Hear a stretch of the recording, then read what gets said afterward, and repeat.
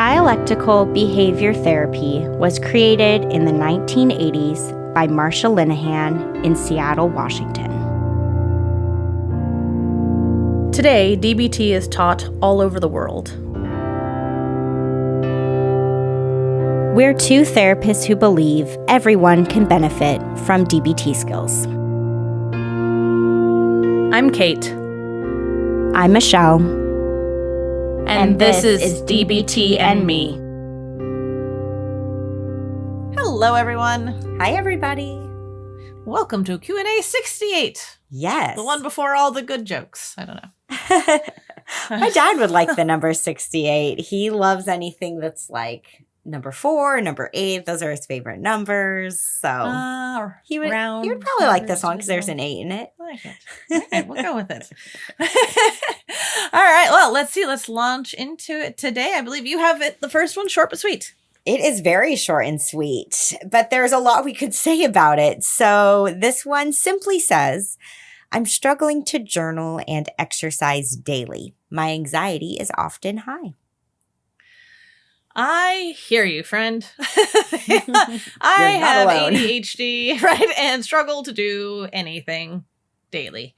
I will go through spurts of doing a thing daily.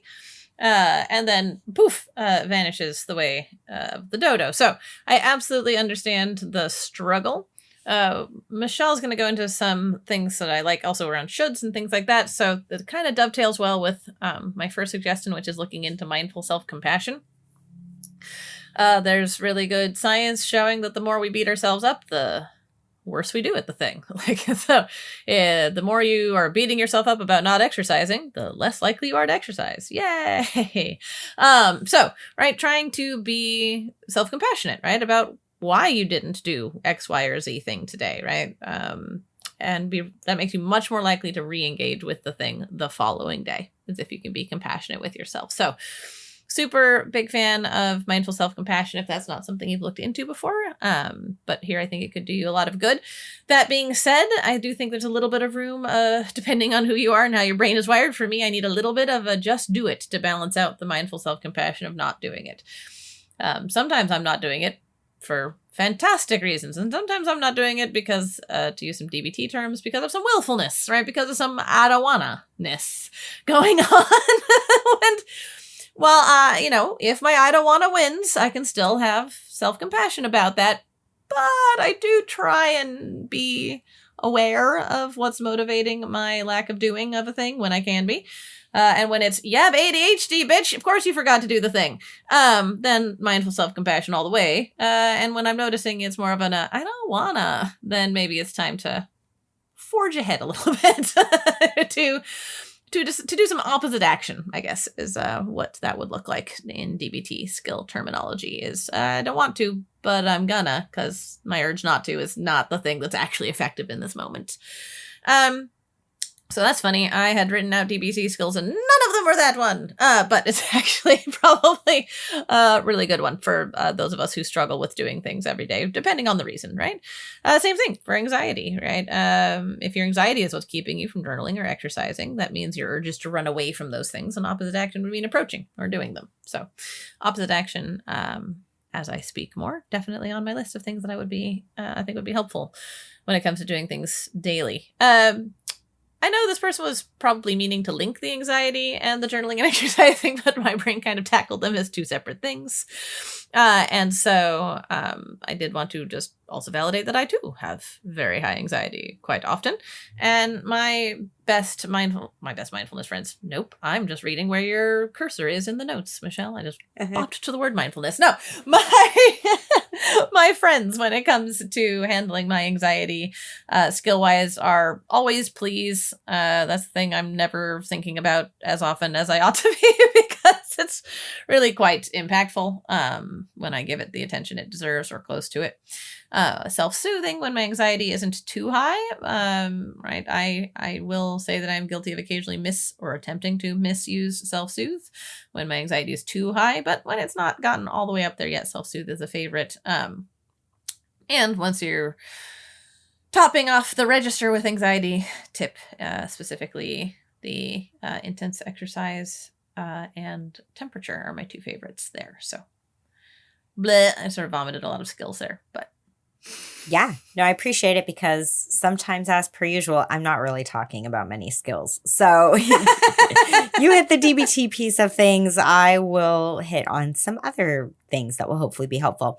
But my brain actually also went to where yours did at first, Kate, which is that, exercise is part of please. Exercise is part of tip, as you were just acknowledging. And exercise as a general practice can really help with reducing anxiety.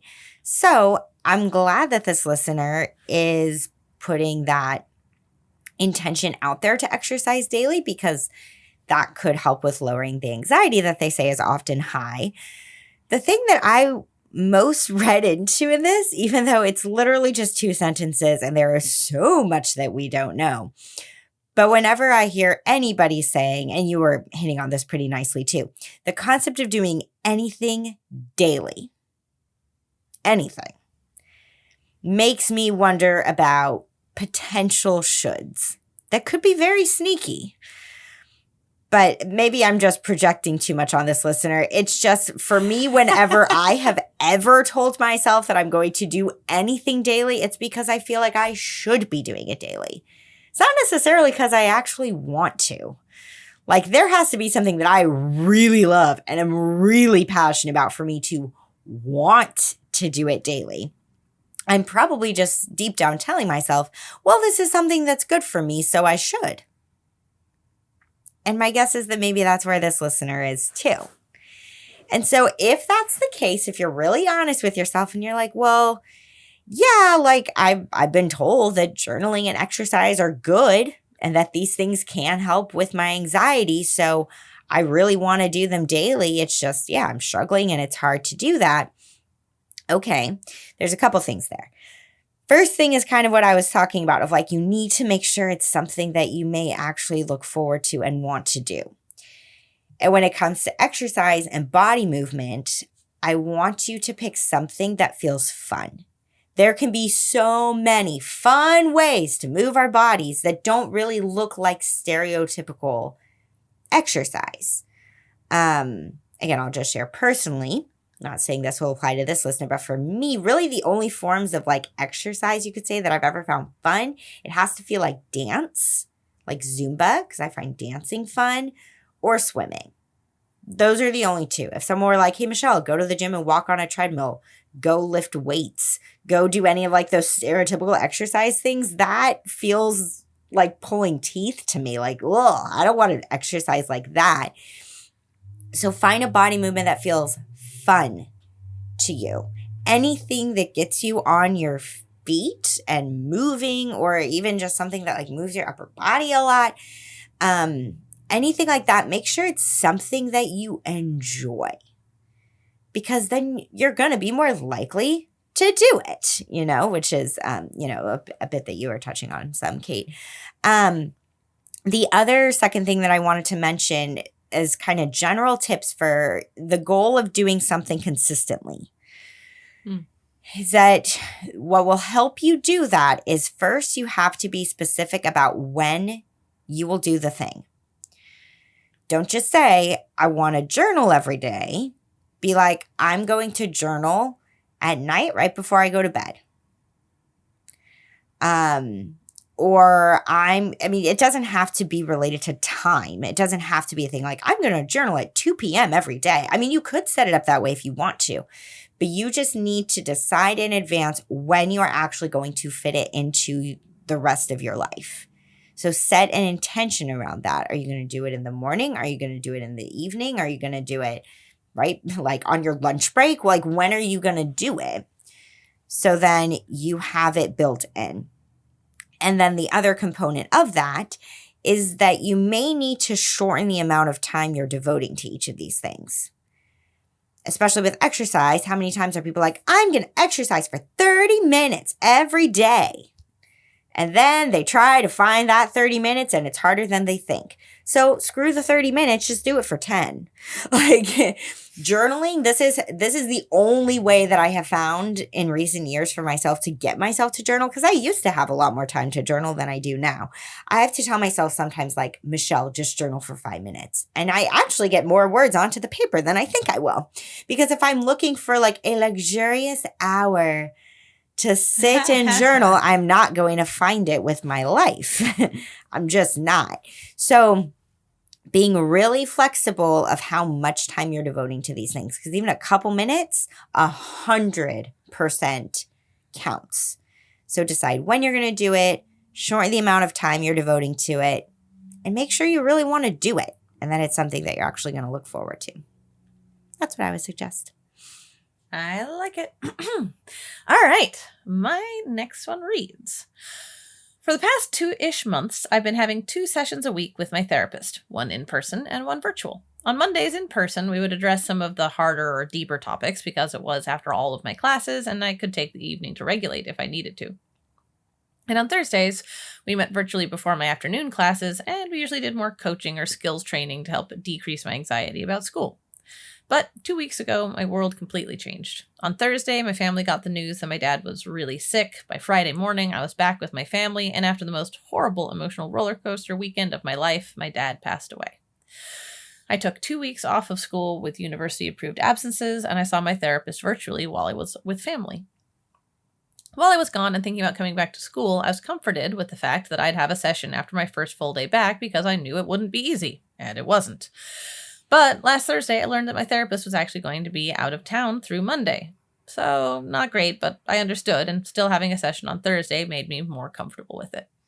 But today I got a text from another therapist in the group practice saying my therapist had a family emergency and had to cancel our session again.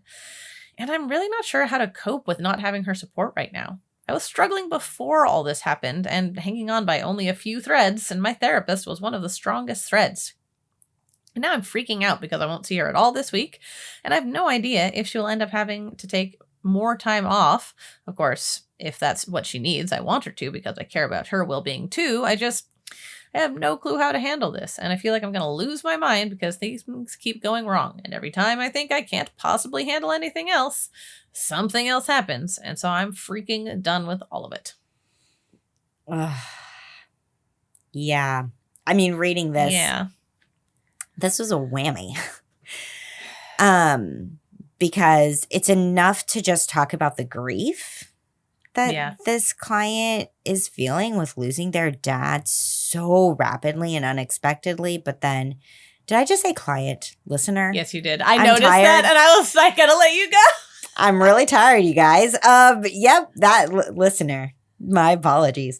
But yeah, there's so much grief just because of that. But then you add in that whole thing of like, you know, the component, which is what we're mainly going to be addressing, of like, and then what do you do when the thing that you were counting on to help you get through this grief is suddenly pulled out from under you?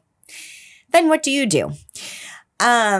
So yeah, just a lot of empathy, and I hoping I can strike this balance in my response of like, I hear you, listener. Everything you're feeling about this is valid.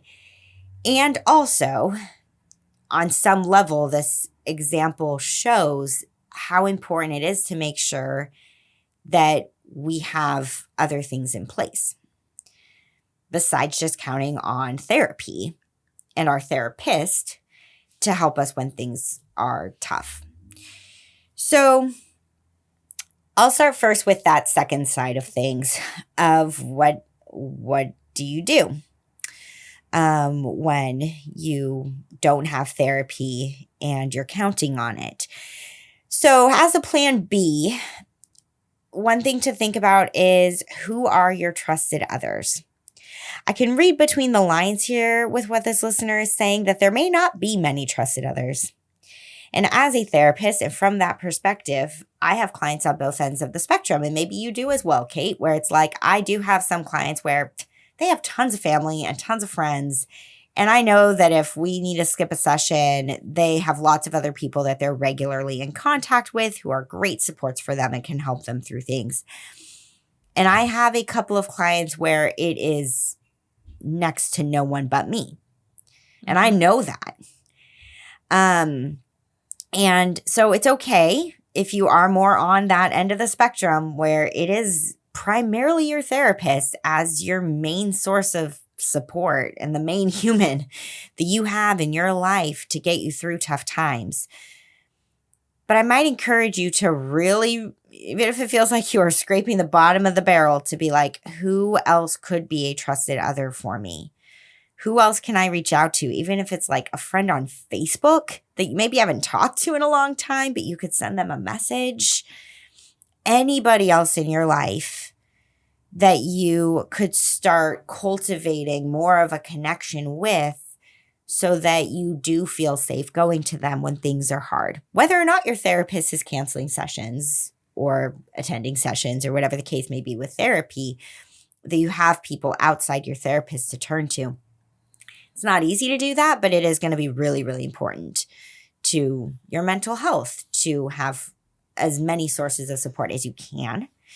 As far as DBT skills go, I thought about improve just with that piece of like, you just lost your dad. And that is the biggest thing you could be going through. Like improve to me is the best DBT skill for grief.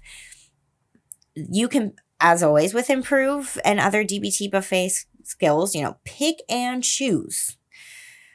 But some of those may be really helpful for you in the aftermath of grief. So that is a good skill to lean on. Going back to this aspect of your therapist canceling and blah, and what do I do with that and everything. The main thing that came up for me, though, is that this will be something to share with your therapist. I actually appreciate when I have had clients share with me, like, especially for me, like I went on maternity leave for 4 months. Like I've done that twice in my private practice. And I've appreciated both times where I have had those clients be really honest with me. And they're not trying to make it sound like it's okay. Where they've been like, Michelle, I honestly am really scared of you going on maternity leave. I'm like, thank you for telling me. That makes perfect sense. So I want you to tell your therapist, you know what? I had a hard time when you were gone. That does not make you a bad client. That is not you putting pressure on her. We are used to this. You are not the only client who probably feels that way. And again, it's not you expressing anger at her, like, how dare you leave me, blah, blah, blah. You're not going to be doing that. You're just going to be saying like, this was terrible timing. It just happened that way. You had things going on in your life and I had things going on in mine. And it was just like a perfect storm that I didn't get therapy when I really, really needed it.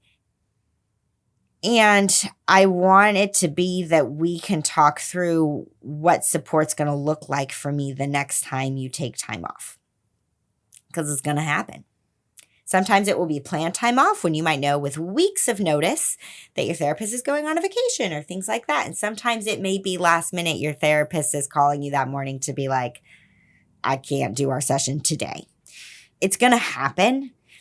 And if the two of you can be really honest with each other and communicate about what you're going to do in that case, that's a good thing to be talking about before it happens next. So have that conversation. You're not going to hurt her feelings. She will not be surprised. It is okay. Trust me. It truly, truly is. What about you, Kate?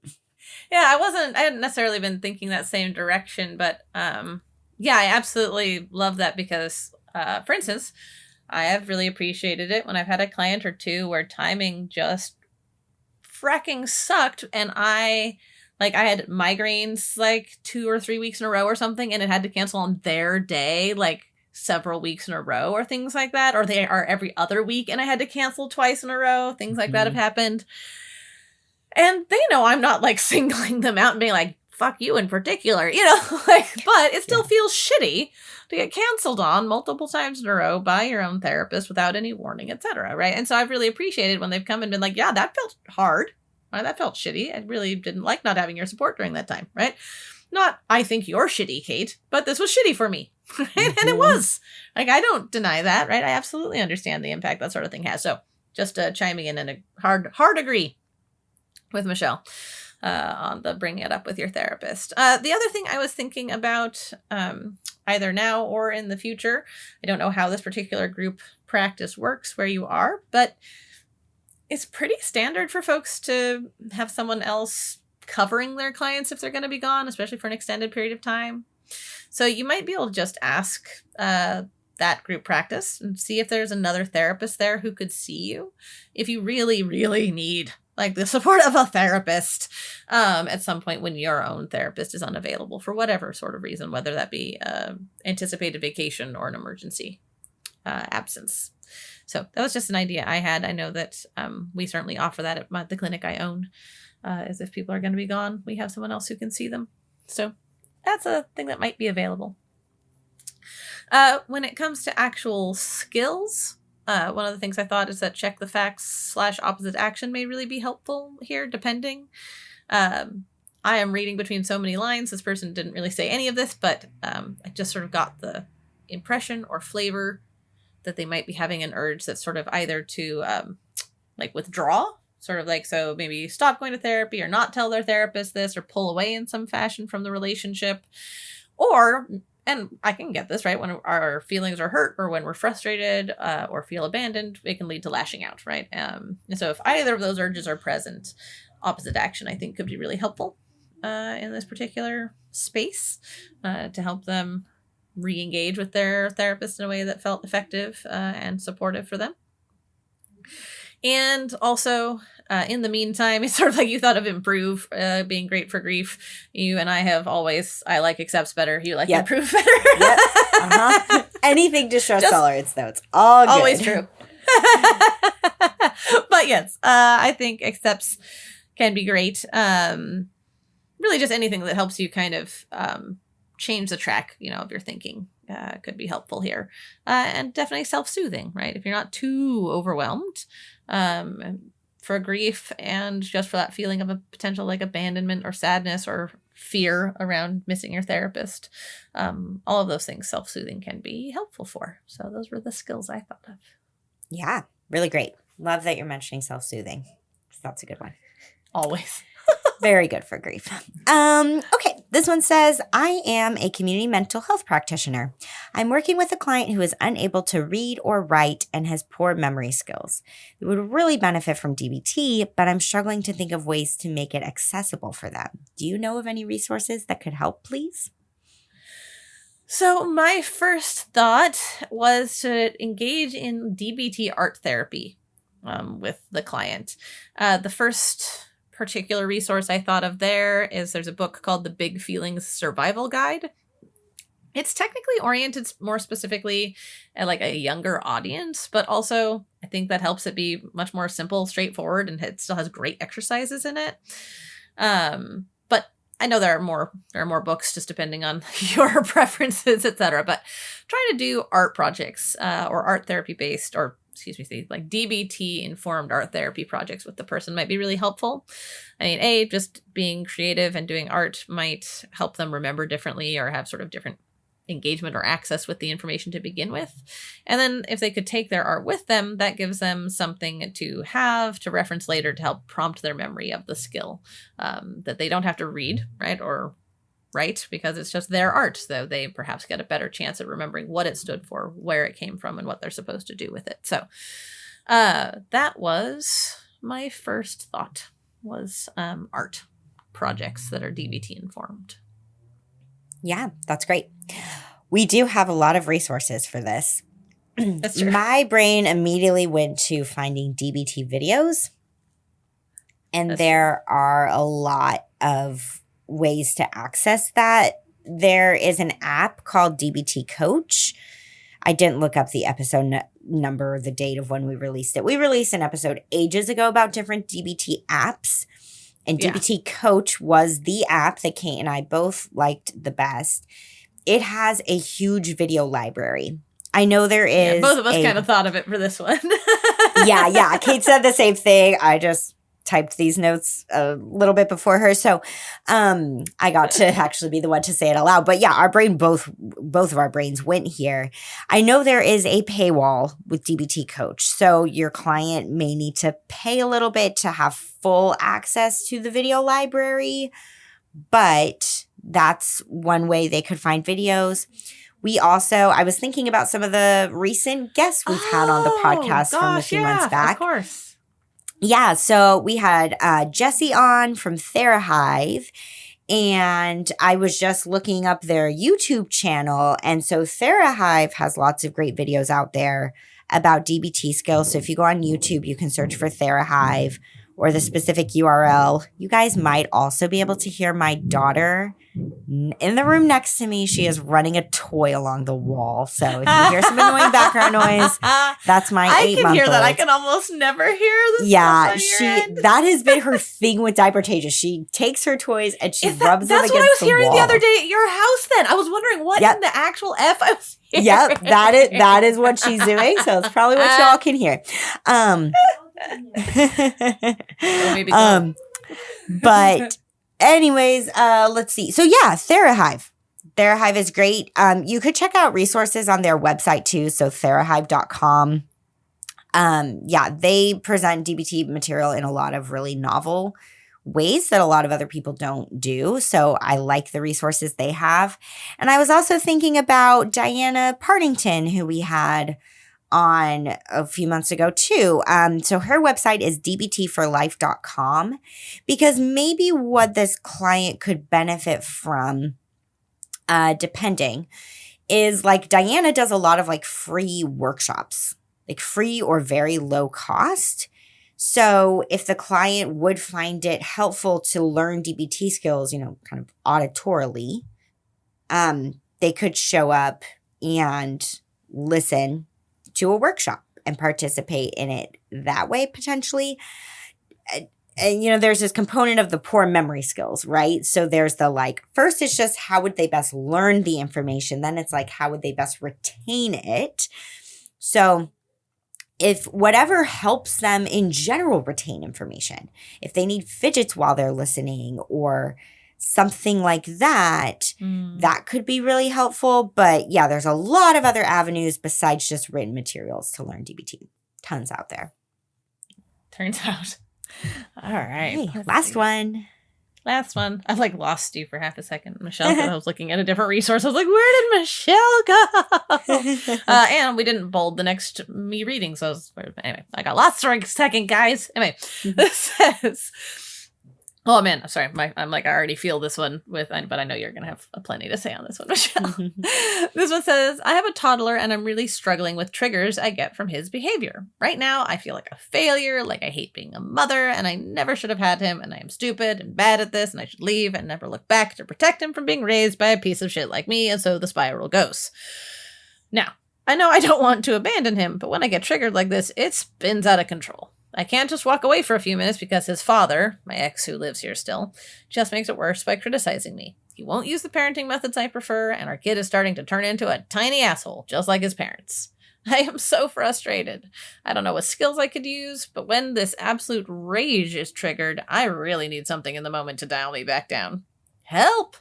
How does anyone raise a child and not just want to give up and die? Michelle.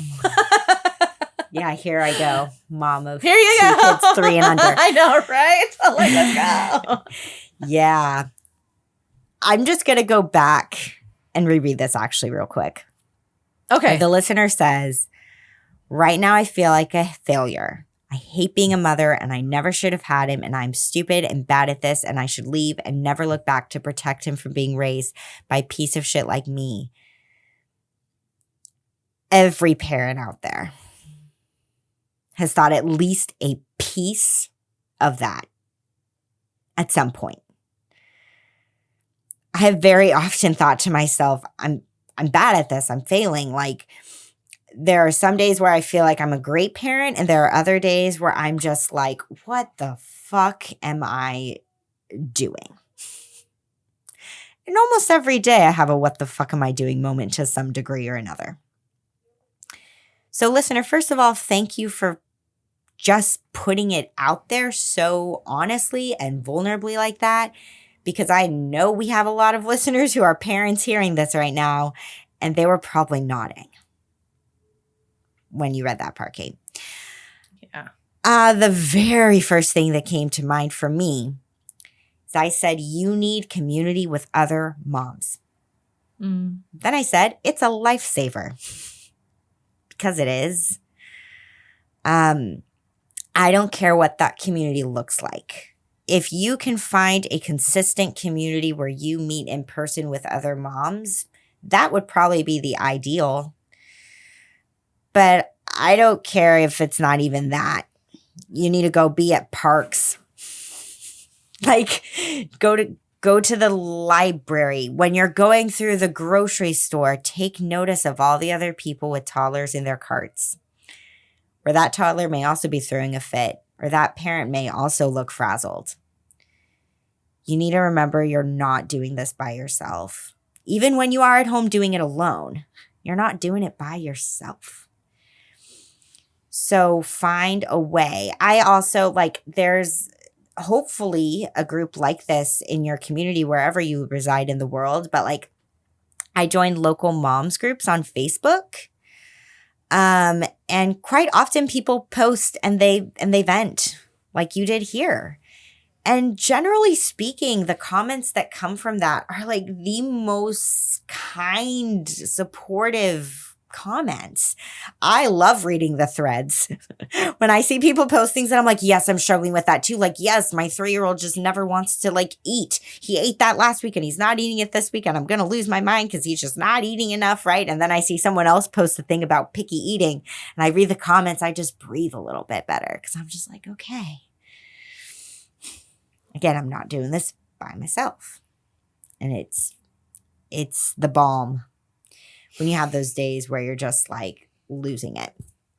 I also know of some resources, admittedly not wildly in depth, but if you are on Instagram, there are a lot of people on Instagram in particular who do work in this parenting realm who could speak to exactly what you are talking about with the parenting component of your post, right? Because there's this piece in what you're sharing where you're just kind of I'm, kind of losing it when it feels what do I do with my kid's behavior? My kid's behavior is driving me batty. So what do I do? So a couple resources out there that I'll share with you. First is going to the consideratemama.com. Mama is spelled MOMMA. I clicked around on some of her stuff a little bit. I saw a reel that she posted and it was really relatable. So I went down that rabbit hole of figuring out what else she had. So I haven't done any of her coaching programs. I haven't done any of that, but she has some great stuff out there that's all about when you are dealing with really challenging behaviors in your kid, how can you take care of yourself so that you're not, I won't even say that you're not feeling rage. Again, feelings are not ever a problem or anything bad, but just when that rage might start to get expressed, how you can express what you're feeling differently. That is her work. So theconsideratemama.com. And also this one is pretty well known. It's called biglittlefeelings.com. I did do their potty training course for my son. But they have a whole course called Winning the Toddler Stage that I've been on the cusp of purchasing a bunch of times and I haven't done it. And I want to, but they are really tremendous with, again, talking about what you can do for parenting when you are parenting a toddler and it's hard. I really liked the stuff I got from their potty training course. So I would highly, highly recommend them as well. But if we switch gears a minute to talk about, outside of just parenting, I can really tell that what you're talking about here in this ask is less about, parenting methods and what do I do, when my kid is a tiny asshole. But you're really talking about I have this internal self-talk that I don't like and feel a lot of shame about. Because when my kid is having these behaviors, I'm just so done. Like you said at the end, how does anyone not just want to give up and die? Like, I just feel so stuck and hopeless. And what do I do within myself to like wake up tomorrow and parent all over again with the same behaviors again, right? Like, what do I do? So I was thinking of some DBT skills that could help, I hope, which is the first thing is please. And I put in my notes, it's okay to suck at it when you're a parent. You got to have a really low bar with please when you are a parent. And just do what you can. So if it's like, oh, I haven't eaten anything yet today and it's 3 p.m., let me just grab a granola bar real quick, right? Or if it's like, oh yeah, sleep, what the heck is that? I just don't sleep anymore. If that's the thing you're struggling with, it's like, okay, but could I try to maybe incorporate something into my bedtime routine that might help me fall asleep a little quicker? Or can I sleep in 10 extra minutes more than I typically do? So just make it real small. But practicing please is a good place to begin. I was also thinking about opposite action here. My guess is that you're probably already doing a lot of it as a parent. You probably are, because there are times where we want to do things, but we rein ourselves in and we're like, hey, I'm not gonna do that thing that I really want to do right now, right? I want to get rid of all the toys. Not actually going to get rid of all of them. So you are probably using some opposite action already, but I want you to kind of notice when you're doing it and praise yourself for doing it and validate yourself for doing it. When there are times where you're like, oh my God, I really wanted to like scream at my toddler, but instead I just used a very firm tone of voice. Look at me go, right? Like I did it. So notice that. The other thing that I will end on though is that it is totally okay to tell your child how you're feeling. And you can even do that in a way that talks about cause and effect with them. Like it's okay for you to say, when you hit me, it hurts and I feel sad. Or you can even say, I felt angry just now when I asked you to do that and you told me no. I feel angry now. You can say that. I said it to my son the other morning. I did not wind up telling him it was because of like what he did. But he was up at 4:30 in the morning and I was pissed about it. Like I was pissed. He did the same thing this morning too. He was up at 4:30 and he didn't go back to sleep. It's driving me nuts. But like I knew I had to reset when we actually started our day. And I just told him, I said, Noah, I want to let you know that I'm feeling pretty mad right now. I didn't go so far as to say, like, I'm mad because you were up way too fucking early. Like, I didn't say that, but I just said, I'm mad. I feel angry. And then I actually, in front of him, I said, I'm going to take some deep breaths. And I did. And actually what happened later that day, I'm not saying it'll always work out this perfectly, but later that day, he said that he was feeling angry about something. And he actually, without me prompting him, because normally I have to prompt him to be like, okay, take some deep breaths. He just actually took the deep breaths all on his own. And I truly think it's because he saw me just do it earlier. Like one of the best things we could do as a parent is to talk about our emotions. And to show our kids, this is what I do when I feel this way. When I'm feeling angry, I hit my pillow and I go, into my pillow. And it's okay because I'm not going to get hurt doing that. And the pillow's not going to get hurt. You can hit a pillow too when you feel mad about something. So do it together. Talk about it. Don't try to act like you're happy every minute of the day. That's a big disservice to you and a big disservice to your kid. So it's okay to model and show what you're feeling and to name it. That's a really healthy thing to do. I'm going to end it there. I could keep going, but I think I hit all the main things. No, and I love that. Those are great things. I think way too few people, understand or think about the positive impact of modeling difficult feelings, right? Instead of trying to pretend you're not having them. Yeah. Or just because you're trying to pretend you not have them, they overwhelm you, and then you demonstrate them in not great ways. Exactly. So just to throw some other skills into the bucket that are specifically DBT. One of them I think of is effective rethinking and paired relaxation. Right? There's definitely some, God, what's the ineffective? They just call them ineffective thoughts, right? When I think on the worksheet, definitely some ineffective thinking going on. I hate that. Sounds way more judgmental than I want it to be, but right, like you're definitely not being served by thinking about being, horrible, useless, no good, very bad parent, right? So if you can spend some time with finding, more effective thoughts, this is hard, but everyone struggles as a parent and it's going to be okay, right?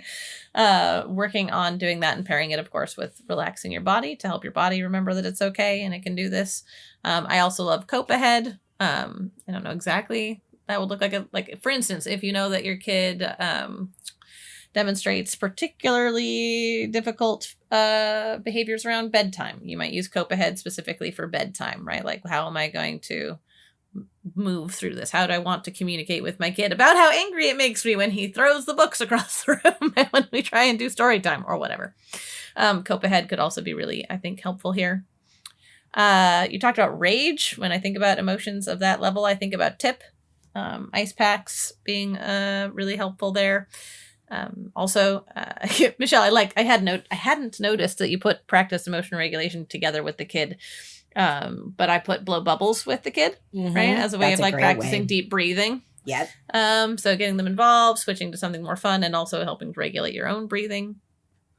Checking the facts. I just put, you're not the worst parent ever, I promise. Right? Yeah, I guarantee you're not the worst one ever. Man, not that mindfulness isn't always good, but what specific form of mindfulness was I thinking of? I'm usually more particular than just saying mindfulness.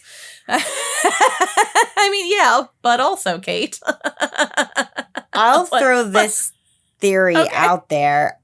Maybe what you were meaning when you mentioned mindfulness is like being mindful of what you're experiencing, like noticing internally, like being mindful of yourself, mindful of emotions. And your emotions. Yeah, because if you're not in touch with that, then it's going to escalate to the point where you're behaving in ways you don't want to. Yeah, that's true. Yeah, early mindfulness of emotions can help you communicate them when communicating them is still enough and you don't end up acting out in the ways you don't want to act out. That's definitely a good idea. I'll claim it. Why not? Sure. That's what I meant. And it's funny. I guess I can tell that I don't like repeating things too often, but apparently I was looking at accepts twice in this episode for a similar kind of point. Like, I like lots of different parts of accepts to potentially interrupt spirals, right? Like thought spirals. Of course, anything under the thoughts category. Everyone knows my favorite is the four-letter L words. I can talk tonight. But right, anything in the thoughts, a lot of things in the emotions, many things in the activities. Like, there's definitely sensations. There's lots of stuff in accepts that can help kind of kick us off the track of the spiral that we're on. So definitely, you don't want to just hurl a bunch of them at yourself all at once. Pick one or two that tend to be really effective for you and lean in there. But I think you could find a lot of help in accepts. And again, there's a lot of possibility for getting the kid involved in different things, right? Maybe there's some really good kids movies that are good for the emotion aspect of. Oh gosh, I hate traffic noises. Maybe there's some good child-friendly content that also helps with your emotional state as well. I hear good things about the show Bluey. Anyway, I think that's where I will leave it off and leave it to you to wrap up, Michelle. Yeah, nice. All right. So if you have a question for us, you can get it to us one of two ways. You can either email it to us at dbtmepodcast@gmail.com, or you can post it in our Facebook group. And that's a great way to get feedback from other people who may have some good ideas and be struggling with similar things as you. So either email it to us or post it there, and we will see you guys for the next Q&A. Thanks so much, everyone. Thanks, everybody. Bye. To learn more about us and the DBT skills we're teaching each week, join our Facebook group. Simply log in to your Facebook profile and search for DBT and Me Podcast.